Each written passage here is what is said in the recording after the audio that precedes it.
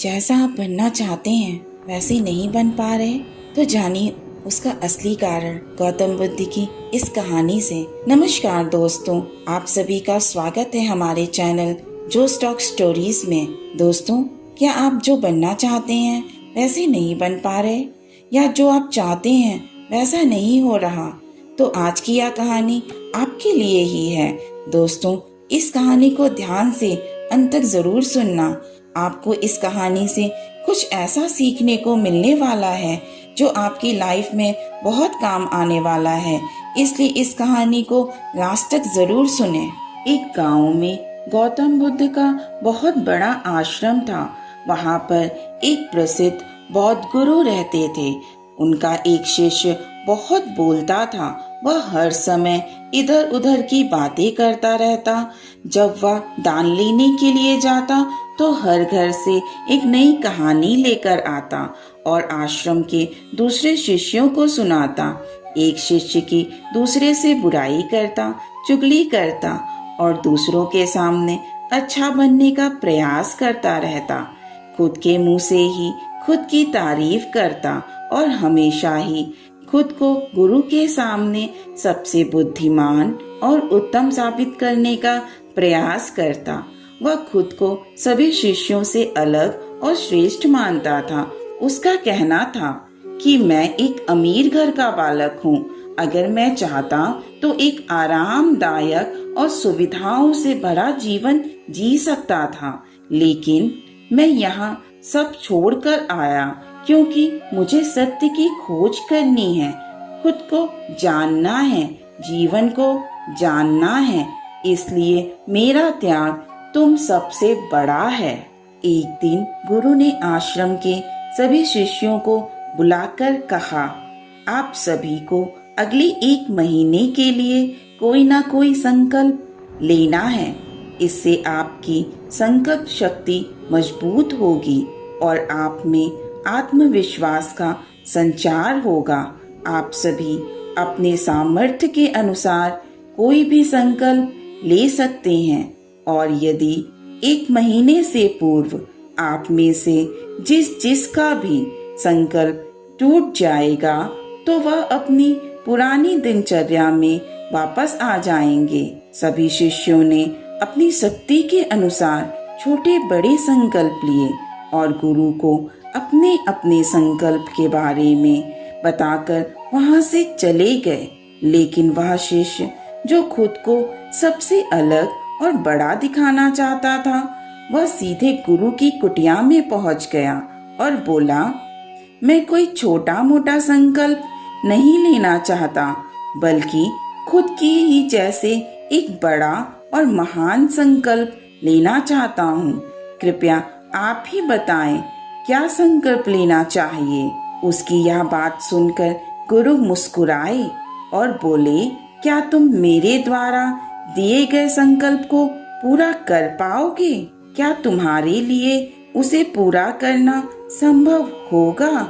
शायद नहीं, वह तुम्हारे लिए संभव नहीं है। तुम उसे पूरा नहीं कर पाओगे, इसलिए तुम खुद ही कोई संकल्प ढूंढो। शिष्य ने कहा, नहीं गुरुदेव, आप जो भी संकल्प मुझे देंगे मैं जरूर उसे पूरा करूंगा। गुरु ने कहा, ठीक है, तुम अगले 1 महीने तक चुप रहोगे, मुंह से एक शब्द भी नहीं निकालोगे, यही तुम्हारा संकल्प है। शिष्य ने कहा, गुरुदेव, यह भी कोई संकल्प है? यह तो बहुत ही आसान है। 1 महीने तक चुप ही रहना है। आप कोई बड़ा संकल्प दीजिए जो मेरी योग्यता के लायक हो, जिसे पूरा करने में मुझे समस्या हो। गुरु ने कहा, पहले तुम इस संकल्प को पूरा करके दिखाओ। शिष्य ने गुरु की बात मान ली और वह उसी समय चुप हो गया और पलटकर कुटिया के बाहर चला गया। उसे चुप रहना बहुत आसान लग रहा था। उसने एक दिन तो जैसे तैसे चुप रहकर काट लिया, लेकिन दूसरे दिन से उसके मन में ना बोलने का बोझ बढ़ने लगा। तीसरे दिन उसे भारीपन महसूस होने लगा और चौथे दिन उसके अंदर एक अजीब सी बेचैनी होने लगी, क्योंकि आसपास आश्रम के सभी शिष्य एक दूसरे से बातें कर रहे थे। वह भी अपना पक्ष उनके सामने रखना चाहता था, उनकी बोलती बंद कर देना चाहता था, लेकिन उसका संकल्प उसके आड़े आ रहा था। इसलिए वह पूरे दिन सिर्फ मुंह और आंखें बनाता रहता। इसी तरीके से कुछ दिन और बीते। वह शिष्य बीमार पड़ गया। उसका सिर फटा जा रहा था। उसका खाने पीने तक का मन नहीं कर रहा था। वह सिर्फ बोलना चाहता था।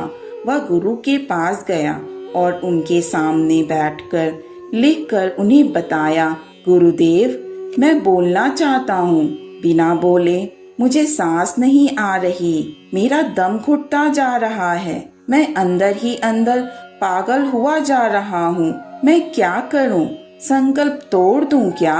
यह पढ़कर गुरु मुस्कुराए और बोले, संकल्प तो तोड़ने के लिए ही होते हैं, लेकिन जो अपने संकल्प को पूरा कर लेता है वही अपनी आंतरिक शक्ति को बढ़ाता है, और जो अपनी आंतरिक शक्ति को बढ़ाता है वह समाज और जागृत की राह पर आगे बढ़ जाता है। संकल्प का लेना भी तुम्हारे हाथ में था और इसे तोड़ना भी तुम्हारे ही हाथ में है। तुम्हारे बहुत से भाई अपने संकल्प को तोड़कर अपनी पुरानी दिनचर्या पर वापस आ चुके हैं। अगर तुमसे नहीं हो पा रहा तो तुम भी अपने संकल्प को तोड़कर अपनी पुरानी दिनचर्या पर वापस जा सकते हो। लेकिन याद रहे, अगर आज तुम इस छोटे से संकल्प को नहीं संभाल पा रहे तो तुम अपनी बाकी की पूरी जिंदगी को कैसे संभाल सकोगे? बाकी फैसला पूरी तरह से तुम्हारे हाथों में है। गुरु की यह बात उस शिष्य के दिल में चोट कर गई। वह बिना कुछ बोले वहां से वापस चला गया और खुद को अपनी कुटिया में बंद कर लिया। वह केवल अपने जरूरी कामों के लिए ही कुटिया से बाहर निकलता। बाकी सारे समय कुटिया के अंदर ही बैठा रहता। 15 दिन बीत चुके थे और आश्रम के लगभग सभी शिष्यों का संकल्प अब तक टूट चुका था, लेकिन उसका संकल्प अभी भी जारी था। संकल्प लेने के बाद से अब तक उसने एक शब्द भी नहीं बोला था। सारा आश्रम हैरान था कि इतना बोलने वाला इंसान चुप कैसे हो गया। 15 दिन बीतने के बाद वह दोबारा अपने गुरु के पास गया और लिखकर बताया, हे गुरुदेव, मैं बाहर से तो चुप हूँ, लेकिन मेरे भीतर बहुत सी आवाजें हैं, बहुत सी चीख पुकार और शिकायतें हैं। मैं अंदर ही अंदर बात करता रहता हूँ। मेरे मन में तरह तरह के प्रश्न पूछता रहता हूँ। मैं बाहर से जितना मौन हूँ, भीतर से उतने ही शोर शराबे से भरा हुआ हूँ। क्या इस तरह से मेरा संकल्प अभी भी जारी है? गुरु ने कहा, हाँ, तुम्हारा संकल्प अभी भी जारी है। इसलिए जब तक लोगों की यह आवाजें तुम्हारे कानों में पड़ती रहेंगी, तुम्हारा मन बोलता रहेगा, क्योंकि इसे तो आदत है बोलने की। तुम भले ही बाहर से चुप रहो, लेकिन तुम अंदर ही अंदर बोलते रहोगे। तुम्हें इन बातों से, इन आवाजों से दूर जाना पड़ेगा।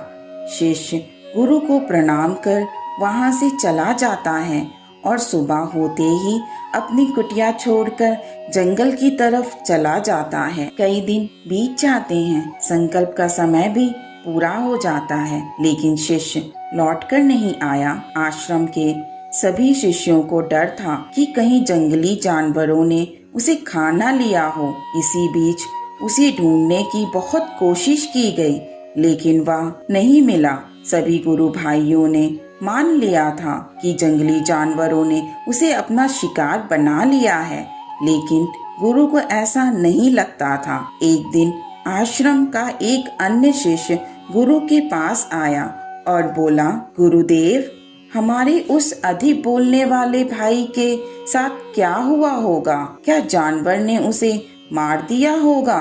गुरु ने कहा, हो सकता है कि जानवरों ने उसे अपना शिकार बना लिया हो, लेकिन उसके ना लौटने की एक दूसरी वजह भी हो सकती है। शायद उसे वह मिल गया है जिसके लिए वह गया था। फिर शिष्य ने पूछा, गुरुदेव, क्या ज्यादा बोलना इतना हानिकारक होता है? गुरु ने कहा, इंसान के जीवन के बहुत सारे दुखों में से एक दुख यह भी है कि वह कभी चुप नहीं रह सकता, हमेशा कुछ न कुछ बोलता ही रहता है। सिर्फ हमारे बोलने के कारण हमारे आधे से ज्यादा दुख पैदा होते हैं। परिवार के अधिकतर झगड़ों की वजह हमारा बेमतलब का बोलना ही होता है। हम में से कोई भी चुप नहीं रहना चाहता, हम बस सामने वाले को सुना देना चाहते हैं। जो भी हमारे मन में है सब निकाल कर उसके मन में बैठा देना चाहते हैं, उसे समझा देना चाहते हैं कि देख, तो गलत है और मैं सही। और इस तरीके से सब एक दूसरे की सही गलत बातों को ग्रहण कर रहे हैं। इसी तरीके से सुनने और सुनाने का यह काम जिंदगी भर चलता रहता है।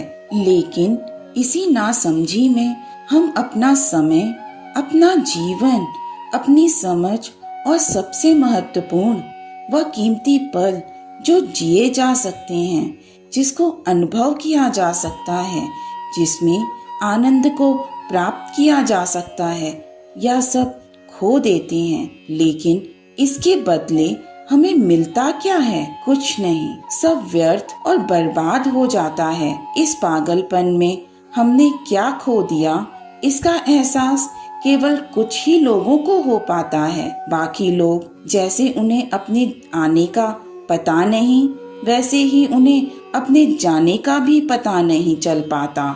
शिष्य ने कहा, तो फिर इसका क्या समाधान है गुरुदेव? गुरु ने कहा, पूरी जागरूकता के साथ अपने विचारों को देखना, यही एकमात्र तरीका है। सारी मानसिक समस्याओं का वर्तमान में रहकर चिंतन करना, पूरी जागरूकता के साथ अपना काम करना जिंदगी में चमत्कारिक बदलाव ला देता है। उसके बाद वह शिष्य गुरु से अपने प्रश्नों का उत्तर पाकर उनको प्रणाम करके वहां से चला गया। उस शिष्य को आश्रम छोड़कर गए हुए 3 महीने का समय बीत चुका था, लेकिन उसकी कोई खबर ना थी। अब तक तो सभी गुरु भाइयों को भी उसके वापस लौटने की उम्मीद छोड़ दी थी, लेकिन एक दिन वह आश्रम लौट आता है। उसे देखकर सभी के आश्चर्य और खुशी का ठिकाना ना रहा। लेकिन अब वह नहीं था जो यहाँ से गया था, वह कुछ और ही बनकर वापस आया था। उसके अंदर एक गजब का बदलाव महसूस किया जा सकता था। उसके चेहरे पर एक गजब का ठहराव और आंखों में बड़ी शांति थी। आश्रम में आते ही सभी गुरु भाइयों ने उसे चारों तरफ से घेर लिया और बातें करने लग गए। वह भी अपने गुरु भाइयों से बातें करने लगा। उससे बात करने वाले सभी ने यह अनुभव किया कि अब वह पहले जैसा उतावला और बातूनी नहीं रह गया था। उसके मुंह से एक शब्द भी बहुत ही सुलझे हुए और मधुरता के साथ निकल रहे थे। थोड़ी देर तक गुरु भाइयों से बात करने के बाद वह सीधे गुरु की तरफ चला गया। उसने गुरु के चरण छुए और कहा, गुरुदेव, क्या मैं अब भी मौन हूँ? क्या अब भी मेरा संकल्प जारी है? गुरु ने कुछ देर तक शिष्य की आंखों में बड़े ध्यान से देखा और कहा, हाँ, तुम अब भी मौन हो। तुम्हारे मुंह से एक भी शब्द निकल नहीं रहा और तुम्हारा संकल्प अभी भी जारी है। शिष्य ने कहा, गुरुदेव, जब मैं आश्रम से गया तो मैं मुंह से तो चुप था, लेकिन मेरे अंदर बहुत सी आवाजें थीं, मन में बहुत से प्रश्न थे और वह बंद नहीं हो पा रहे थे। तो मैं जंगल में चला गया इस उम्मीद से कि वहाँ मुझे शांति मिलेगी और मेरे मन की बकबक कम हो जाएगी। लेकिन मैं जितना एकांत में जाता गया, मेरे अंदर की आवाज उतनी ही तेज होती गई। मेरे भीतर की पुरानी से पुरानी आवाज मुझे सुनाई देने लगी। तब जाकर मैंने महसूस किया कि मैं कितना गलत कर रहा था। जब मैं अपने परिवार वालों, दोस्तों को और गुरु भाइयों को बुरा भला कहता था तो उस समय मुझे लगता था कि मैं सही कर रहा हूँ। जब मैं गुरु भाइयों की एक दूसरे से चुगली करता था और उनका मजाक बनाता था, तब भी मुझे यही लगता था कि मैं उनसे बेहतर हूँ और मैं सही कर रहा हूँ। लेकिन उस दिन मैंने पहली बार महसूस किया कि मैं कितना गलत बोलता था। काफी दिनों तक ये आवाजें, ये शिकायतें मेरे अंदर चलती रहीं, लेकिन धीरे धीरे करके एक दिन ये सारी आवाजें मेरे अंदर से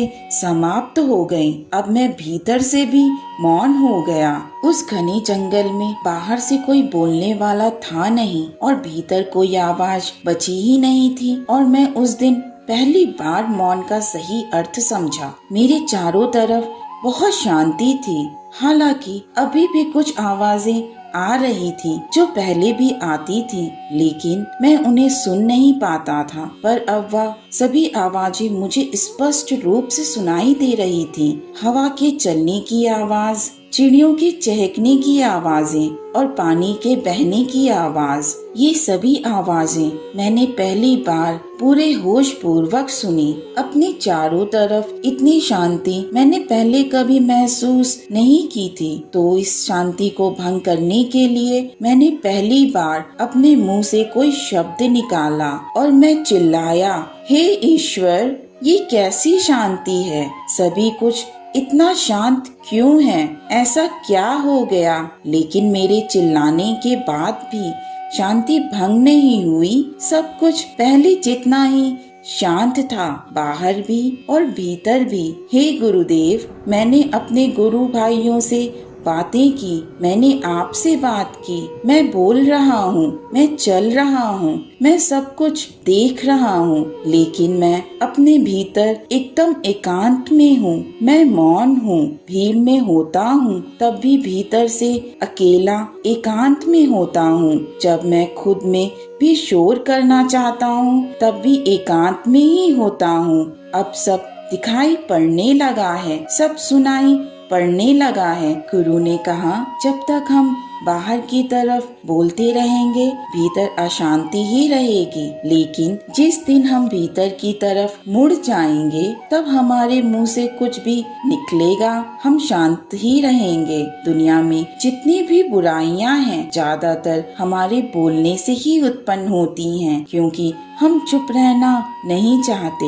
हम जितनी जरूरत है उससे कहीं ज्यादा बोलते हैं। हम सामने वाले को सुनना नहीं चाहते बल्कि उसकी बोलती बंद कर देना चाहते हैं। उसे समझा देना चाहते हैं कि मैं कौन हूँ, मैं क्या कर सकता हूँ, और यही हमारी जिंदगी का मकसद बनकर रह जाता है। हमारी सारी ऊर्जा व्यर्थ के बोलने में बर्बाद होती रहती है। ऐसे ही समाज में लोगों का जीवन दुख से भर जाता है, जो हमेशा एक दूसरे को सुनाने में लगे रहते हैं। कभी एक दूसरे को सुनना नहीं चाहते, समझना नहीं चाहते, और चुप रहना तो उन्हें कभी सीखा ही नहीं, क्योंकि चुप रहना उन्हें छोटा महसूस करवाता है। दुनिया की सभी लड़ाइयों का कारण हमारा बोलना ही है, और इसलिए हमें सिर्फ उतना ही बोलना चाहिए जितना जरूरी हो, क्योंकि व्यर्थ का बोलना ऊर्जा को नष्ट करना है, और यह बोलना ही हमें कभी अपने भीतर की ओर